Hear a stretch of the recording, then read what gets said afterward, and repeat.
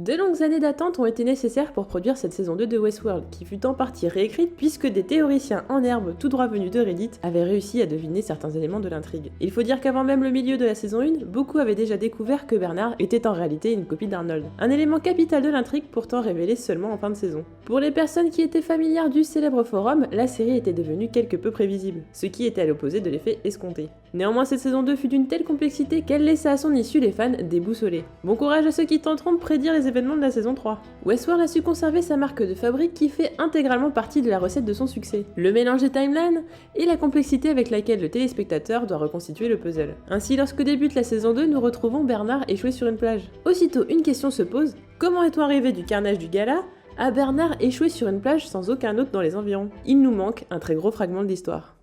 À la fin de la saison 1, Bernard découvrait sa vraie nature. Il est la copie de l'associé de Ford, le regretté Arnold. Bien que cette révélation fût choquante pour Bernard qui n'était en aucun cas apte à remettre en question la nature de sa réalité, il ne sera pas au bout de ses surprises. Ainsi la saison 2 met en exergue sa relation avec Dolores qui s'avère être sa réelle créatrice. La série joue avec notre perception des événements car une question se pose, et si nous ne regardions pas du bon côté. L'exemple le plus probant est celui du jeu de miroir particulièrement habile qui consiste à nous faire croire qu'Arnold interroge Dolores pour tenter de comprendre son évolution, alors qu'en réalité, Dolores teste sans relâche sa création Bernard pour tester sa fidélité à l'original. Cependant, Bernard fut tellement fidèle à Arnold qu'il se tua à chaque fois, poussant donc Dolores à modifier son code afin que celui-ci prenne un chemin différent. Bernard n'est donc pas réellement une copie d'Arnold, mais un autre, basé sur ce dernier. L'ironie particulièrement intéressante réside dans le fait que Bernard deviendra petit à petit l'antagoniste de sa créatrice. C'est d'ailleurs par le biais des réflexions de celui-ci sur le bien et le mal, ainsi que du choix de son camp, que tournera la saison. Tout au long de ces 10 épisodes, il sera grandement difficile d'identifier le grand méchant de l'histoire. Tout simplement car au contraire de beaucoup de séries, n'importe qui peut basculer du mauvais côté d'un épisode à l'autre. Les dualités ne se résument pas à l'homme contre la machine, les humains et les autres ne sont pas noirs ou blancs, ils ont en commun des nuances. Ainsi, il fut étonnamment possible d'éprouver une once d'empathie envers William pendant quelques épisodes, jusqu'à qu'il en vienne à tuer sa propre fille, ne distinguant plus le réel du virtuel. Ce dernier, à l'instar de James Delos, est en proie au tourment suite à un événement tragique. Tous deux ont en commun un proche qui n'ont pas su sortir de la détresse. Logan mourra d'une overdose peu de temps après avoir demandé l'aide de son père, et Juliette, en proie à l'alcoolisme, se suicidera après avoir découvert les sombres secrets de son mari. Cette similitude chez James et William n'est pas anodine. En effet, la scène post-crédit nous montre à William sous la forme d'hôte, dans une salle qui ressemble à s'y méprendre à celle dans laquelle on testait la fidélité de la copie de James Delos. La reproduction de la défunte Emily teste selon elle William depuis très longtemps, ce qui signifie que l'homme en noir a quitté ce monde. Cependant, la fidélité ne semble pas être le but recherché par Emily puisque les nombreux tests ont abouti à la même issue. À chaque fois, William finit à la forge. Sa copie est donc identique à l'original. Par conséquent, tout comme James refusait à chaque test d'aider son fils,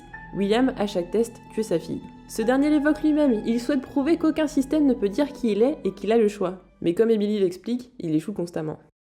Maeve est avec Bernard le personnage qui éprouve le plus d'empathie. C'est un personnage captivant et bien qu'elle fût initialement codée par Ford pour s'échapper, a préféré sacrifier sa vie pour sauver sa fille, tout droit venue d'une autre vie. Il y a fort à parier que Maeve aurait dû atteindre la maison d'Arnold à l'extérieur du parc, aux côtés de Bernard. Il fut jouissif d'apprendre que Maeve était la préférée de Ford, celle qui a réussi à déjouer les tours des humains et qui est même devenue plus humaine qu'eux. C'est grâce à son périple ayant pour but la recherche de sa fille que nous découvrons Shogun World. Le monde des samouraïs où la sauvegarde de l'honneur est une priorité. Je n'étais pas lasse du monde western, mais ce dépaysement fut plus qu'appréciable. Ainsi, entre deux scènes dans les laboratoires de Delos ou dans le parc, on découvrait les danses de geisha et les combats au katana. Le changement de mise en scène fut tellement habilement réalisé qu'on se croyait réellement dans un film d'action japonais, qui plus est porté par un acteur de grande stature, Hiroyuki Sanada. C'est pendant son séjour au pays du soleil levant et après avoir rencontré son équivalent japonais que Maeve découvrira l'étendue de ses pouvoirs. Un moment qui, bien qu'intense, m'avait laissé perplexe. J'avais en effet peur que sa toute-puissance rende sa quête insipide de facilité, ce qui ne fut pas le cas, ses pouvoirs pouvant être contrés et détournés à mauvais escient.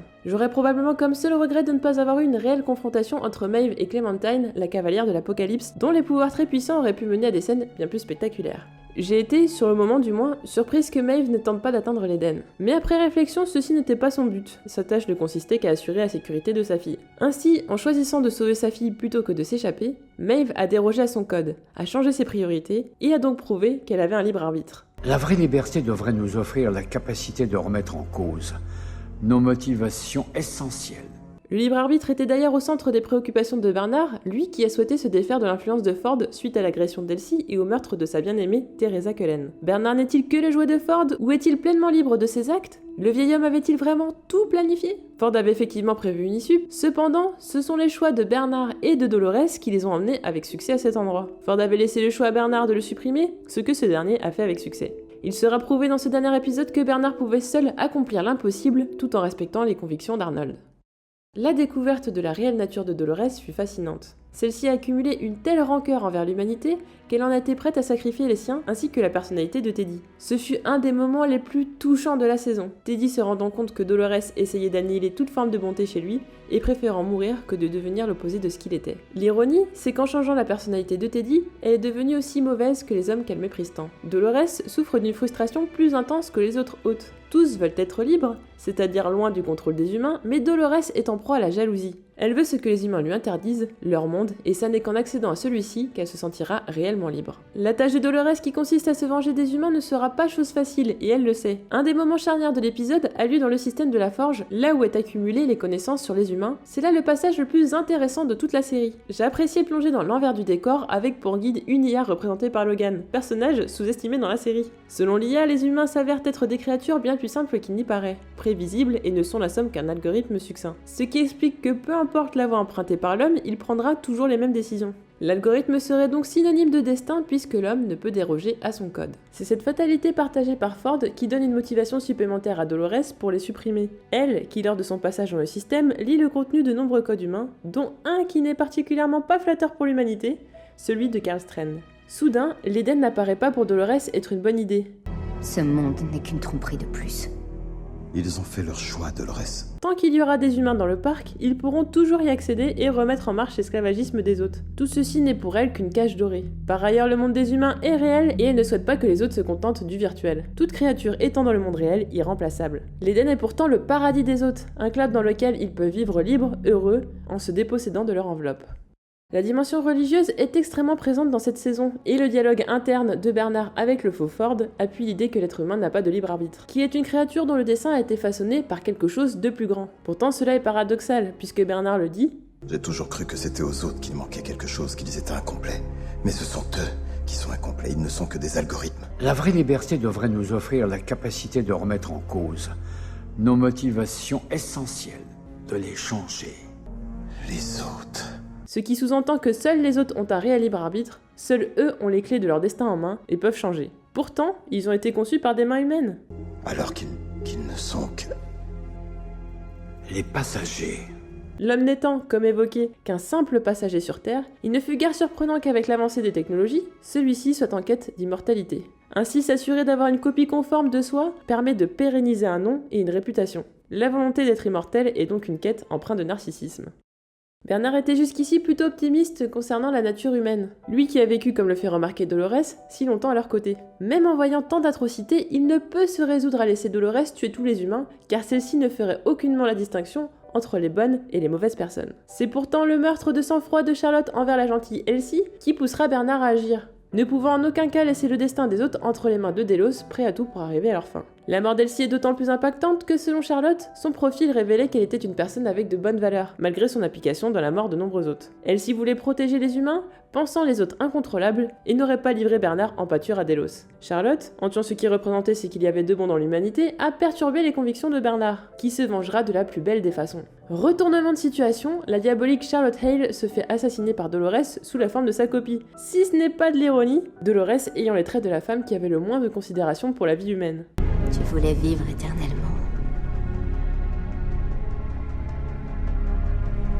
Alors méfie-toi de tes désirs. L'attention précédant cette révélation fut palpable, Bernard nous frustrant de son incapacité de remettre les événements dans l'ordre suite à la désindexation de ses souvenirs. Qu'essaye-t-il de dire? Pourquoi est-il désolé? Il a fait un choix et celui-ci a été de sauver le plus d'autres possible et cela doit passer par la mort du staff de Delos. La prestation de Tessa Thompson est incroyable et la musique de révélation mène la scène à son paroxysme.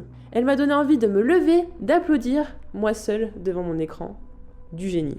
Du génie car cet épisode répond à de nombreuses questions mais nous en fait poser tout autant. Du génie car aucun événement n'était prévisible. Du génie car on se rend compte qu'on ne connaît bien aucun personnage. Du génie car la série confirme son statut de chef-d'œuvre. Du génie parce qu'on est totalement largué par l'histoire et on est content de ne pas comprendre grand chose parce que c'est Du génie. Chaque épisode de cette saison, mis à part le premier qui m'avait pas particulièrement captivé, était un chef-d'œuvre. J'ai eu l'impression de regarder un film toutes les semaines. La photographie est magnifique, les plans sont encore plus beaux que lors de la saison 1, puisqu'on nous apporte, en plus du désert et des villes ensablées, une multitude de nouveaux décors grâce notamment au Nouveau Monde, Rage World et Shogun World. La musique dissonante de Ramin Djawadi n'a jamais autant collé avec les événements. Elle nous fait comprendre que quelque chose cloche dans ce monde, elle amène l'attention et sublime l'émotion. Il n'y a rien à redire. Une question me taraude, que se passera-t-il en saison 3 ? Cette saison 2 se conclut en beauté sur Bernard qui ouvre la porte de ce nouveau monde, dans lequel Dolores et Hale ont fait leur entrée. Par ailleurs, qui se trouve dans le corps de Charlotte ? Puisque Dolores a reconstitué son corps initial. Dolores est partie avec les données de Cinq-Côtes et on sait déjà que Teddy ne fera pas partie du voyage car Dolores lui a accordé le repos éternel. Oui, j'ai pleuré à ce moment-là. Il faut dire que ce bougre va énormément me manquer. Mais je suis heureuse pour sa happy end. Maeve et sa bande sont plus que susceptibles d'être remis en route par un Félix et un Sylvester très affectés par ces événements. Une chose est certaine, Dolores n'a pris que des personnes qui lui semblaient être utiles. Même Bernard qu'elle reconnaît être un antagoniste mais dont elle a besoin. Elle donne d'ailleurs une bonne leçon à ce dernier en lui expliquant que si elle avait été humaine, elle l'aurait laissé mourir. Dolores et Bernard sont complémentaires et leur chemin se croisera de nouveau à coup sûr. Tous deux étant des hôtes, il sera difficile de survivre dans ce nouveau monde, qui sera selon Lisa Joy le centre de cette saison 3. Comme le dit Dolores, de nombreuses voies peuvent mener à leur mort. C'est la conclusion qu'elle a fait des codes qu'elle a lus. On peut comprendre par là que les vices des hommes ont beaucoup de chances de les mener, elle et Bernard, à leur extinction. Leur tendance à se faire la guerre, la peur des choses qu'ils ne comprennent pas, le racisme, l'orgueil, beaucoup de voies mènent les hommes à la haine. Les humains choisiront toujours ce qu'ils comprennent à ce qu'ils ne comprennent pas. Et les seuls animaux encore de ce monde sont ceux qu'ils ont soumis, qui se lèvent à leurs pieds. Un portrait de l'humanité qui n'est pas très flatteur, certes, mais qui, on ne peut le reprocher au créateur de la série, est fort réaliste. Ainsi, Westworld a toujours su utiliser les autres pour dépeindre les humains et nous mettre, nous, les téléspectateurs, face au miroir. Les hôtes étaient d'ailleurs utilisés pour observer les visiteurs et c'est ce qu'ils ont fait avec brio. Ils permettent donc d'avoir un point de vue objectif sur l'humanité. Et on ne peut s'empêcher à la fin de la saison de remettre en cause notre nature. Y a-t-il vraiment un libre arbitre pour certains d'entre nous ? Ou n'est-ce qu'une illusion collective ? Un canular tordu.